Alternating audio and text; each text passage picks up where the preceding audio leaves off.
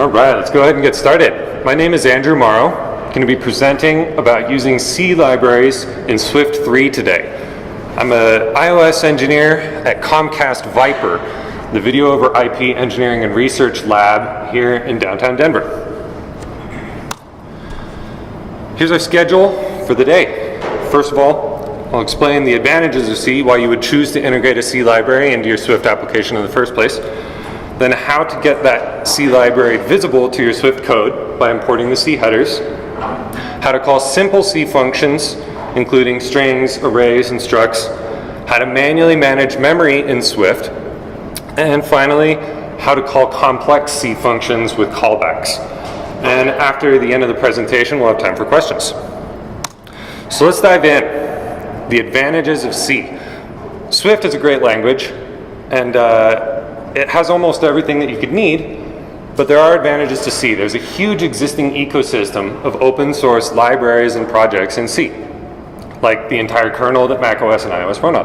But that also includes OpenGL, OpenCV, SQLite, Accelerate, the Apple framework, and many of these are provided on iOS and macOS, but don't have a native Objective-C or Swift interface. C is also cross-platform. You can compile it for almost any Unix-like platform and Windows, and it's also extremely high performance. If you've got a portion of your application written in Swift, you've optimized it, and it's still just not fast enough, maybe it's time to rewrite it in C. And that's what got me here today at work. We have a soft real-time text processing system that just wasn't fast enough on an older iPhone. So we rewrote it in C and interfaced it with our Swift application. So, first of all, to use a C library, you need to be able to get the headers, the public interface of the library. The way that Swift sees C or Objective-C headers is through a concept called modules. This is a feature of Clang in the Swift compiler that's a binary representation of the library API. Meaning, if you were in the earlier talk about how Swift compiles code, how it builds that intermediate language and the intermediate representation and so forth. This is like that for your header files. The compiler is going to take all of those .h files and build them into this binary format that it can use to link the library into your Swift application.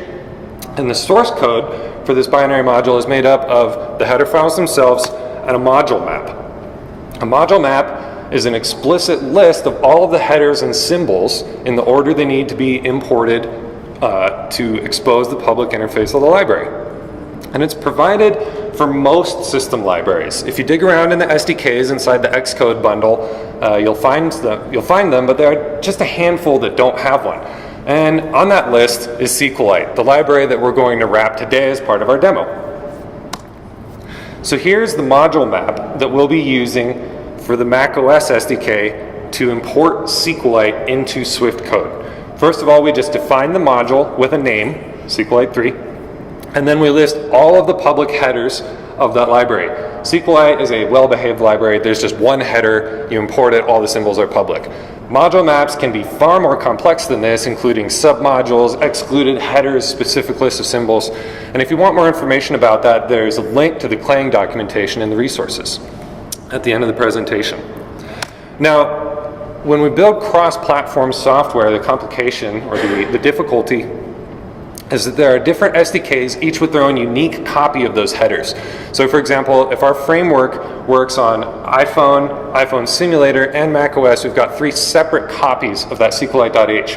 And we need to make 3 separate module maps, each of which references the appropriate header file.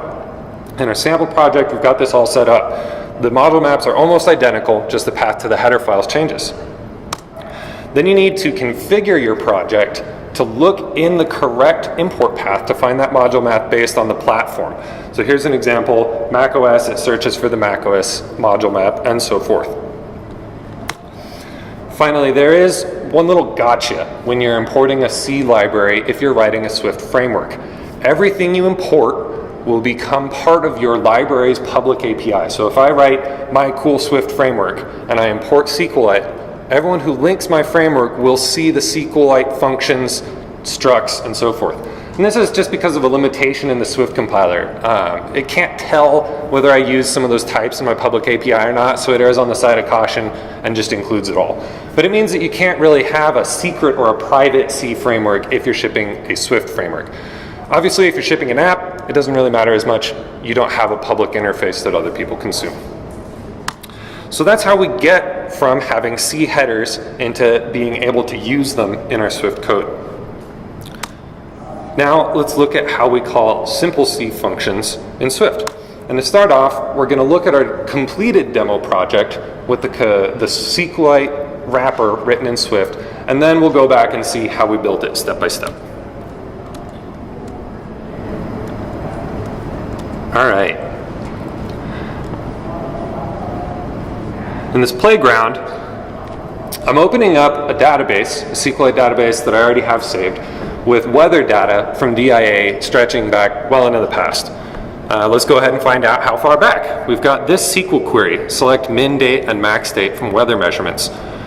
This is one of the first and most important functions that we'll write, the prepare function, which takes a SQL query and compiles it into a prepared statement. Then we can iterate over that statement, grab the dates, which will be one of the next things that we'll write, getting values out of a column, and then we can format them prettily and look at it. So we've got data stretching all the way back to 1994.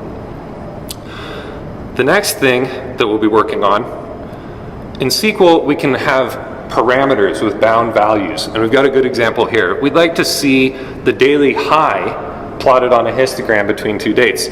So we're going to put those dates in these question marks to tell SQLite, look between these two dates. And this bind function is the key part that we're going to learn how to build. We take Swift values, these dates that we've built, and bind them into the SQL statement. And when that finishes, we can look at this little plot. Looks like most days in Denver, it's about 70 to 90 degrees. That's perfect if you ask me. And finally, we've got one last interface that we'd like to learn how to build. And this is kind of a simpler one where it's the exec interface. We provide a list of SQL statements and then a block that's going to be called for each row. And if we look at that running, I don't know if you'll even be able to see that text. Yep. Displays.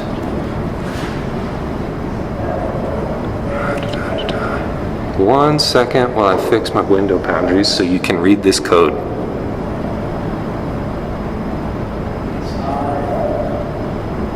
Okay, that's unfortunate.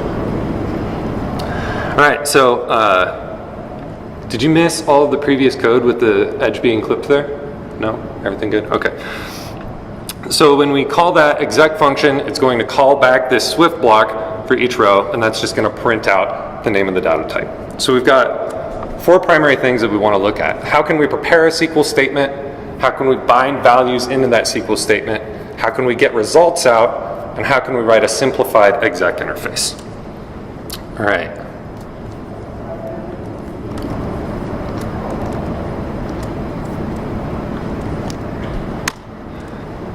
First of all, C functions. Great news, C functions are imported as native Swift functions. There's really nothing special about them. Here's a sample from the SQLite header file that gets a double value from a specific column. When we look at it in Swift, it's basically the exact same thing. It returned double in C, it returns double in Swift. Had a parameter int for the column index in C, it's got an int 32 for the column index in Swift, but we see in the last slide we had a SQLite statement struct. And in this one, a pointer to one, sorry. And in this one, we've got an opaque pointer type. In Swift, pointers map to these built-in structs, UnsafeBufferPointer and opaquePointer. And in this case, the reason that we've got an opaque pointer is because that C struct is actually opaque. If you look at the declaration from the SQLite header, we see the name, but we can't see any of the fields. So the compiler doesn't actually know what's in that struct, how to access it, how many bytes it takes up in memory. And so all that it will show us is just opaque pointer. We can pass it to other functions, but that's it. Whereas with the next struct below it, we've got the full list of the fields. The compiler knows exactly how to allocate one. And that struct, we won't be using it in our demo, but it gets treated like a native Swift struct. You can use C structs as generic parameters, function parameters, and you can even extend them with new protocol conformances and functions. So now that we know how to use those C functions and structs, we need to pass that SQL string into the prepare statement. It's our next goal, but in order to talk about strings in C, we have to learn about C arrays first. In C, an array is a pretty simple concept. It's just a contiguous list of values in memory. So for example, here we've got an array of 8-bit integers that are just stored next to each other. That's it. The array in syntax is represented by a pointer to the first element and a count that tells us how far we can go in that array without going off the end. And when we index it, we just add an offset onto that base pointer, and that gives us a pointer to the appropriate element. When we import that into Swift, it looks basically exactly the same. We've got an unsafe pointer of an int 8 that is the first element of the array. We've got an integer count, but indexing it looks a little bit awkward. We have to do this pointer arithmetic, adding the offset of 4 to the base pointer and then dereferencing the pointed value. There's a better way though. In Swift, there's a structure called UnsafeBufferPointer, and it's found unsafe raw buffer pointer. No C API is going to return this natively because it is a unique to Swift type, but it lets us take that pointer to the first element and the count and bundle them up together into a single object instead of having them in two variables. And that lets Swift reason about that buffer in memory and treat it like a collection. So you can see in this example code, once we wrap that pointer and count into an unsafe buffer pointer, we can index subscript into it, we can slice it, we can use map, filter, reduce, any of our normal Swift collection functions, and we can even copy it into an array, since you can instantiate an array with any other collection.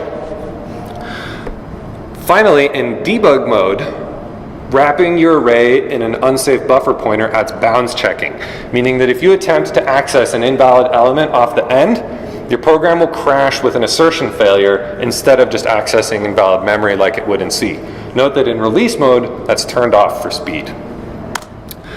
We can also go the opposite direction. If we've already got a Swift array, we can turn it back into a C array by calling with unsafe buffer pointer. And what this does is it lines things up in memory and gives us a borrowed pointer that's just like that C pointer we got earlier to look at the contents. So you see here, we call array.with unsafe buffer pointer, and we have a C pointer that we can treat however we want. The compiler will also magically convert an array into a pointer. So if you have an array of type T and you need an unsafe pointer of type T, the compiler will do it for you. Now hold on just a second. I just treated that array like a string. Well, in C, arrays are strings. That array that we were looking at was the string hello world all along. In C, a string is just a list of 8-bit integers with the number 0 at the end, which is called null termination. The length of a string in C is unknown. You find out when you iterate the string until you reach that null at the end, which is why it's so critical that all of your strings have a null terminator, or else standard API will just go right off the end of the string into invalid memory. And secondly, all C strings are encoded. So we said that it's an array of 8-bit integers, but there are obviously more than 255 emoji alone, let alone all the characters and letters in the world. So you can represent almost any known character emoji as a Unicode code point, but that takes up 21 bits for a single Unicode scalar. And so all strings in C are encoded from this larger abstract space of letters into a definite list of 8-bit integers. And the best encoding, the one that you should always prefer whenever you can, is UTF-8. It's backwards compatible with ASCII, but it also supports all international text and emoji and so forth. So if we assume we've got a UTF-8 string provided to us by a C function, it's pretty simple to wrap that, copy it into a Swift string. There's a C string initializer in Swift.string that searches that string until it finds that null character and copies it into a normal Swift string. Use it just like any other string. Now going the other direction is unfortunately a bit more complex. A Swift string is much more advanced than a C string. Logically, it's an array of 21-bit Unicode scalars. So it has to be encoded to go from being a Swift string to being a C string. And you need to be extra careful about this because the character's view is not what you might expect. A Swift character has nothing to do with a C character. It's referred to as an extended grapheme cluster, which is an extremely opaque and technical way to say one logical character that gets printed on the screen. So you can see here we've got two Unicode scalars, the G and the accenting umlaut, which take up two individual 21-bit sequences. But when they're printed on the screen, they get combined, the umlaut goes over the G. That would be one Swift character because it's a logical character that gets displayed to the user. So you need to make sure, don't try and use string.characters.count when you're looking at how long a string will be when you pass it to C. They have no relation whatsoever. You've got to instead null terminate and encode that string in order to pass it into a C API. Also, it's worth mentioning in Swift 4, string.characters is gone, and now string itself is a collection of character. So if you're working in Swift 4, string.count will give you the wrong number to pass to a C API. All right, let's look at how we actually convert a Swift string into a C string. There are a couple of different ways. First of all, if we call UTF-8 C string, that will give us an array of 8-bit integers with 0 at the end. And then we can use that with UnsafeBufferPointer technique that we talked about earlier to borrow a pointer into that array. You can also call with C string to just get a pointer directly, or my favorite, compiler magic. If the compiler sees that you need a pointer to an 8-bit integer and you provided a string, it will convert it to UTF-8 and do the cast automatically. All right, we've been through functions, structs, arrays, and strings. We know enough to start work on our SQL wrapper.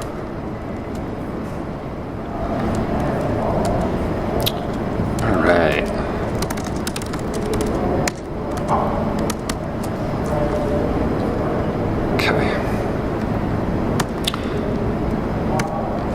So the first object that we're going to work on is this database object. We need to build that prepare function that we talked about earlier. We've already got our initializers, some other simple things. Here's a stub for the prepare function. So let's go ahead and write that. All right. This is more simple than it looks, I promise. Here's the C function that we're calling, SQLite3 prepare v2. And if we command click on that, we can jump through and look at the interface. Here, the comments, this is the generated interface that the Swift compiler created from those C headers using the module map that we wrote for it. And the comments get copied over. So here we can see what each of those parameters is supposed to be. A handle to the database, the actual SQL statement as a string, UTF-8, the length of the SQL, we're just going to pass -1 and it will figure it out. And then it will give us back a handle and a pointer to the tail that we're going to ignore. So here we've got our SQL statement, a Swift string, and we're going to do it the long way. Get the UTF-8 C string and the UnsafeBufferPointer, and pass that to this function with pointer.base address. That's the pointer to the first character of the string. Oh, and I lied. We're not passing -1. We'll tell it pointer.count, which is the exact number of UTF-8 code points in that string, and get back a statement handle. Now, if that all works okay, then at the end, we'll have this opaque pointer to a SQLite statement struct that we can wrap up in our statement object. All right, that's good. But if we go to try to run this, we'll see, oh, no, nothing's working, no values. That's because we haven't filled out that statement class yet. Let's look at statement. All right. Statement is pretty simple. It wraps up that handle and has a link to its parent database. You can get an iterator, you can run it.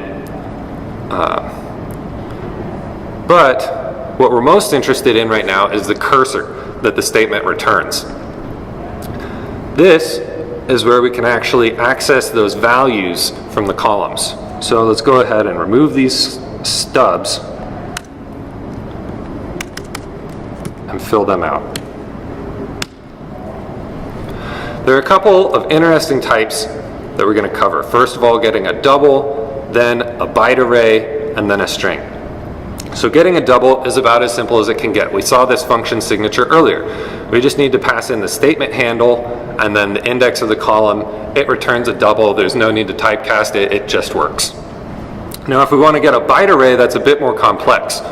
When we call SQLite column blob, that's going to give us a pointer to the start of the byte array. So we'll get that pointer. It is an unsafe raw pointer.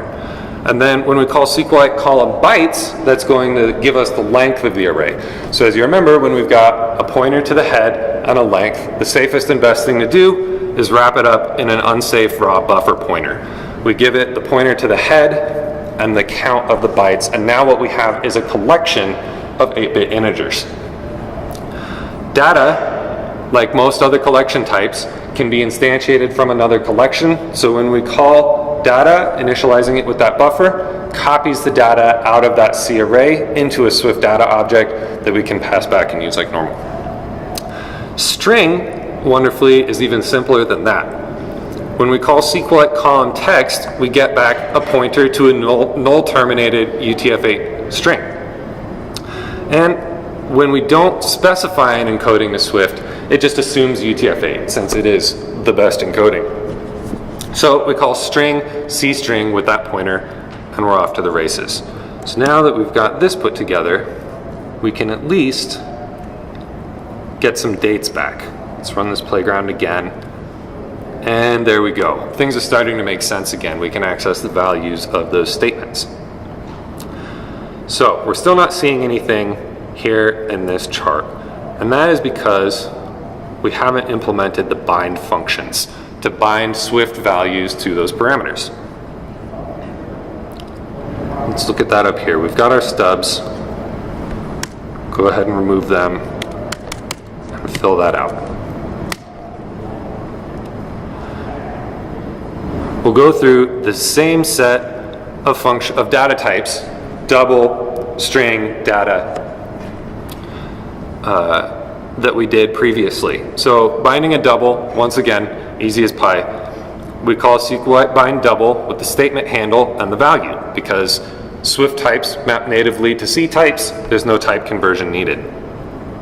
Same story with the string. When we have a Swift string, we can rely on the compiler magic to convert it into a pointer to a UTF-8 C string that the C API can understand. So we just call bind text, nothing to it. Now with data, this is obviously a bit more complicated since we have to pass the length of the array, but data has simple methods to access a C pointer. We call with unsafe bytes to get back a pointer to the first element, pass that into the SQLite bind blob, and then pass in the count of bytes. So that's that. Now, when we run this, we get our values again. So the final function that we wanted to implement was this exec function that lets us run a query and then get a callback for each row that returns. But in order to get that done, first of all, we need to learn some about memory management and then about callbacks in C.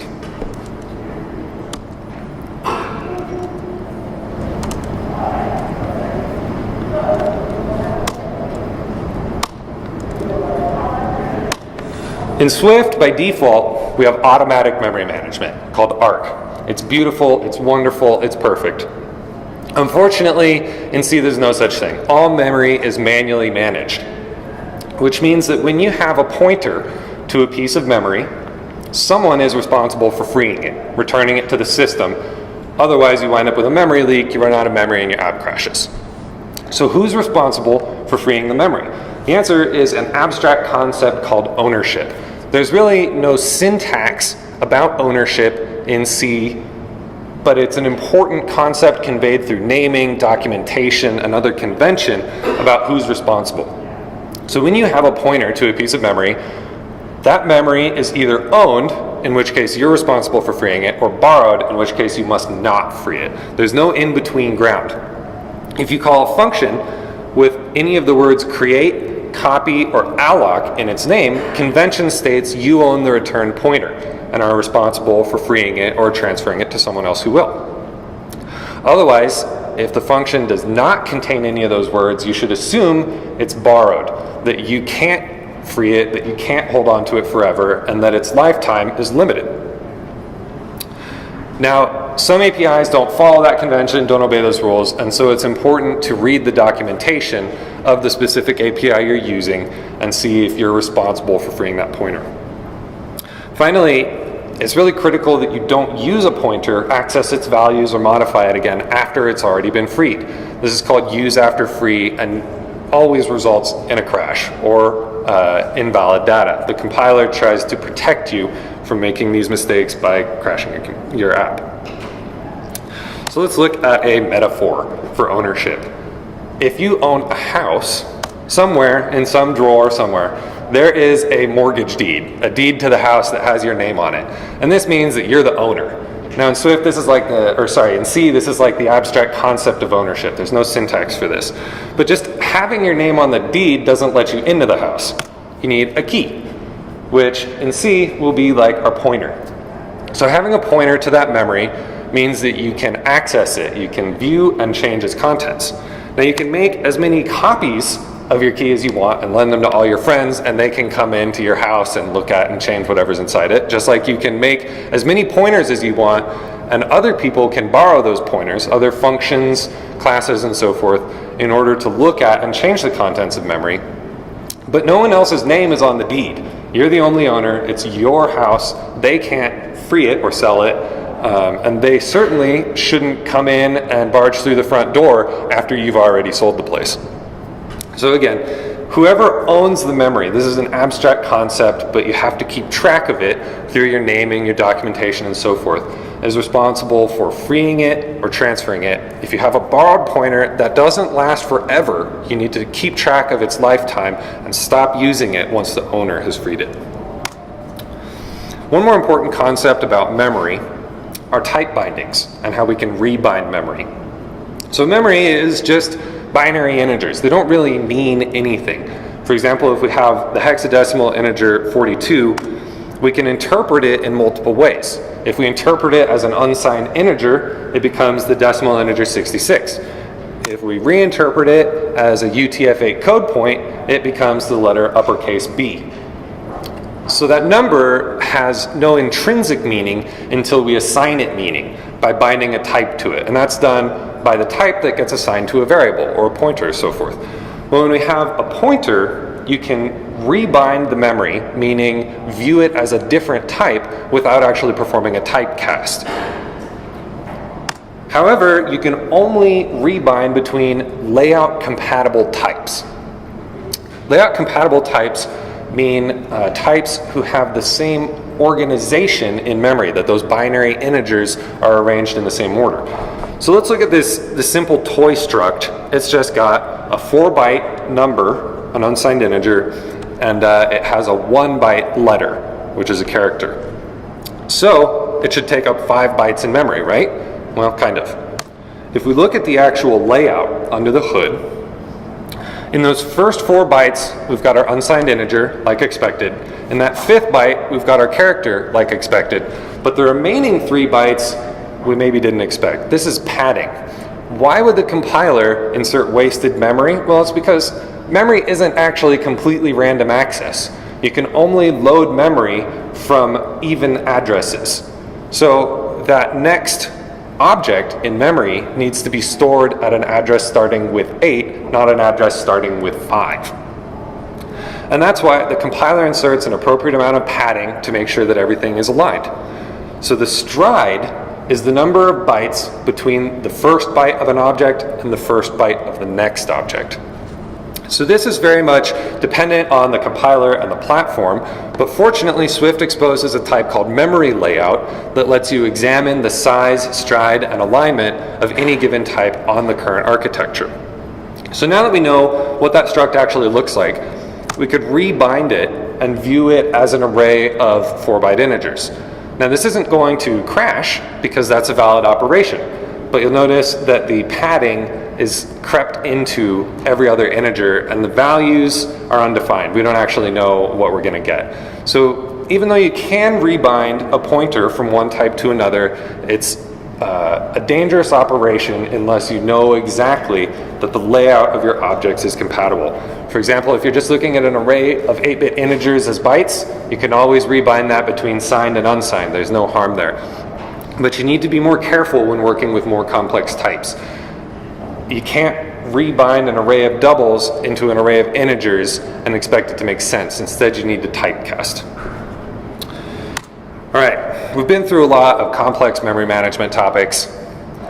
The best idea to avoid all of that, to avoid all of those gotchas, pitfalls, and everything, is to just use automatic memory management. Most Swift structures can be instantiated from a C type or array. So for example, we saw earlier we had an array of bytes returned by the SQLite column blob. We can wrap it up in a data object and not have to care about accesses and alignments, freeing it. We can just use Swift like we use Swift. Same with strings, arrays, and so forth. It's worth mentioning though that ownership rules still apply.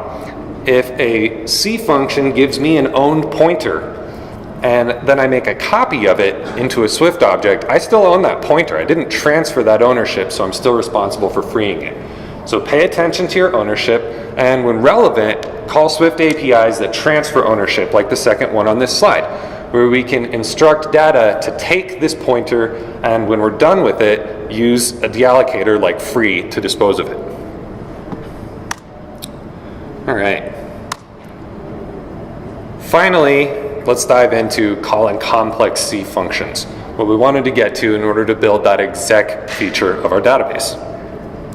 Now we had a Swift block that we wanted to have called each time that a row is returned from the query. Here's what the C function looks like that we're going to call. That third parameter that I've got bolded, int star callback. This is the closest thing that we get to a block in C, and it's called a function pointer. It is a reference to an external piece of code that we can pass around, store in a variable, and execute later. It's almost exactly like a Swift block, with the limitation that it cannot capture any values at all from the enclosing scope. So C has no concept of that. Functions are just functions. Now when we look at how that imports into Swift, here's the generated interface. It's a little messier, a little more verbose, but it means the same thing. And that third argument is still there, that callback. And it's been interpreted as a block in Swift. We've got the convention C annotation saying that this is actually a C function pointer, not a normal block. The list of the same 4 parameters, it returns an integer. So those parameters are a little bit opaque, but if we read the documentation from SQLite, we'll see that those last 3, the int and all those pointers, are actually 2 arrays of strings. So in C, an array is a pointer. A string is also an array, so we get a pointer to a pointer. But that first parameter is the most interesting to us, an unsafe mutable raw pointer that doesn't really have any description or type. This is what's called a context pointer. So because you can't capture scope in a C function pointer, you need some way to pass execution context into that callback. Otherwise, you won't have anywhere to save your values or notify anyone. And so in C, this is a very common pattern where there's a callback that you'll give the API an untyped pointer that it will just pass straight through back to your callback without examining or mutating, and it's called a context pointer. The way that we accomplish this in Swift is using the type unmanaged, which can convert any Swift type that conforms to any object, so that's anything that's a class, into an unsafe raw pointer. Now it's worth mentioning that pointer that you get back is manually managed memory and is subject to all the rules that we just talked about lifetimes and ownership. So be careful not to hold on to that pointer longer than the lifetime of the underlying object. All right, let's get to the demo.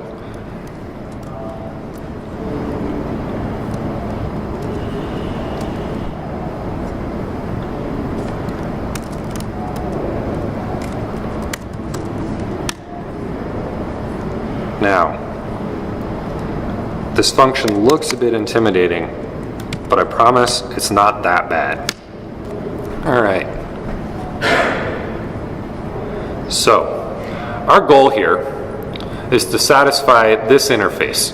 We've got a Swift string that specifies the SQL to be executed, and then a Swift block that gets called for each of the rows. And for each row, we're just going to give it a dictionary with the name of the column and the value of the column as a string. It's a relatively simple interface. But we need to get that Swift callback into the C function that we looked at that accepts a function pointer. Well, we can't pass it directly because this Swift callback has captured values and scope and stuff like that. So what we're going to need to do is bundle it up into a pointer that we can send through that C API as context, and then in our C callback, reinterpret it as a Swift object and call the Swift callback. So let's look at how we do that.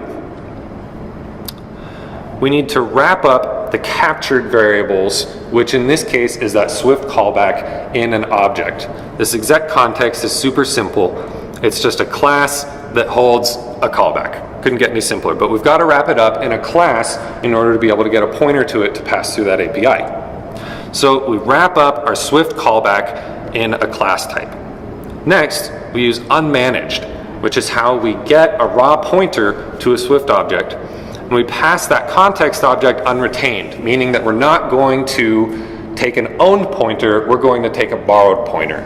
That's because we know that the exec context object will live longer than the duration of the C call that we're passing this pointer to.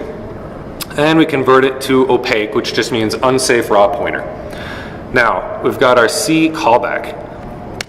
The function signature is a bit opaque, but what it's going to get is two arrays of C strings. The first one is an array of the column names, so we're going to wrap that up in an unsafe buffer pointer like we do every time we see an array. The next one is the array of column values, and obviously they have the same count. So we can zip them up and iterate over them, because as unsafe buffer pointers, they can form a collection. We can treat them exactly like Swift arrays, and then convert their values to Swift strings and stuff them into this dictionary. So now what we've got is this dictionary that contains all of the column names and column values, and we're ready to pass that back to our Swift callback that's waiting for that value. The first thing we need to do, because we're in our C function pointer, we have this context pointer that SQLite gave back to us, the context pointer. And we're going to use unmanaged to finish that round trip. We say from opaque, meaning take this pointer and turn it into this object, and we take unretained value, meaning this is a borrowed pointer, not an owned pointer. Don't change the retain count. Now we've got our context object back. It's exactly the same as it was outside of the C function, and we can use it exactly like we would in any other Swift function. We just call its callback with that results dictionary, and then either continue or cancel the iteration based on what it responds. And when we look at the SQLite 3 exec call that we saw the signature of in the slides, all we need to do is pass in that C row callback, the C function pointer that didn't capture any scope, and the context pointer that points to our Swift callback. Now let's go ahead and build that and take a look at that in action. When we run this, we're going to print the name of each unique data type that's available in our database. Go ahead and run it. And there we go. I realize that's kind of small, but we've got average temperature, precipitation, max temperature, min temperature, and snow. So just for fun, now that we know what those look like, let's try changing this and see how much snow happens on average in a given day in Denver. Go ahead and run this to get a new chart. And there we go. Looks like about 350 days a year. This is the wrong label. Anyway, 350 days a year, there's basically no snow. All right.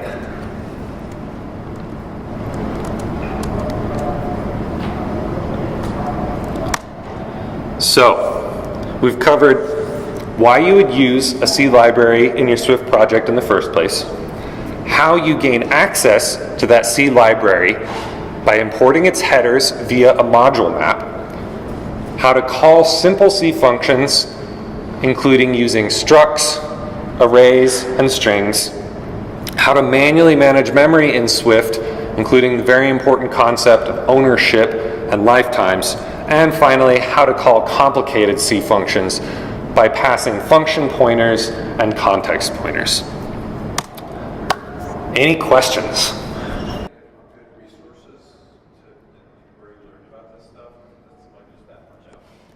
Absolutely. The question was, are there any good resources to learn about this stuff? Answer is, yes, there are. The Apple documentation is deeply lacking, for lack of a better phrase. Basically, it's just a technical reference that describes in charts and tables how things map. But Umberto Raimo wrote a superb and incredibly lengthy and detailed blog post about every one of the topics that we talked about and far more. I've also linked a tutorial from Chris Eidoff on how to use a Swift function as a C function pointer, and the superb SQLite.swift open source project, which explains, or which demonstrates in production code how to wrap a C library in a really beautiful Swift interface. Now the slides and the complete sample code are all going to be available on GitHub tomorrow. Go ahead.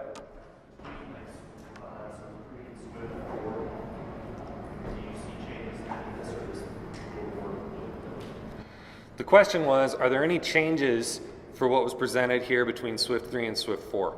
I called one out, which is a change in string, but that's relatively minor. As far as I know, I'm not running the beta yet, but I haven't seen or heard about any breaking changes that would alter any of this on the evolution mailing list. So all of the techniques here should continue to apply in Swift 4. Go ahead. Yeah, so the question was, if I understood right, that sometimes things don't work quite as smoothly and prettily as I explained in the demo, and that when you're interfacing with a complicated C library, that getting it to work can be really difficult. One of my suggestions would actually be to use Clang to build the C library from source, because the module maps and modules that I described are actually first and foremost a feature of Clang. They were invented before Swift was publicized and are used to basically get out of circular header dependency problems and header import issue problems and stuff. So I would try to just build a simple C program in Clang that consumes that module map and that API, and use that as an opportunity to tune the module map, where there are a lot of really finicky details, like the order that the headers are included in depending on the library that you're using. And once you've got it building well in Clang and linking well in Clang against another C application, then hopefully it would be simpler to get that started in Swift. But especially on Linux, that is kind of a new frontier for Swift. It's very much in beta, and so you may have a hard time applying some of these techniques on Linux until Swift on Linux becomes more stable. Did that answer your question? Yeah, so the question was that the compiler was complaining it couldn't find a file, but then giving the valid path and things like that. My gut instinct for that would basically be to check the import paths that are being provided to the Swift compiler itself. Because even if it has a module map, if the header paths aren't fully specified, that could be a problem. It's also worth mentioning that sometimes libraries are configured to search for other libraries in specific locations, and that once again, building a C application first just to prove that linking that works would be a good start. So that would be, if you're gonna build a really, really complicated C library and link it to Swift, I think it's a good testing ground to just build a hello world for that library in C and then translate that to Swift. Mm-hmm. All right. Well, we're out of time. Thank you so much, everyone. Enjoy the rest of the conference.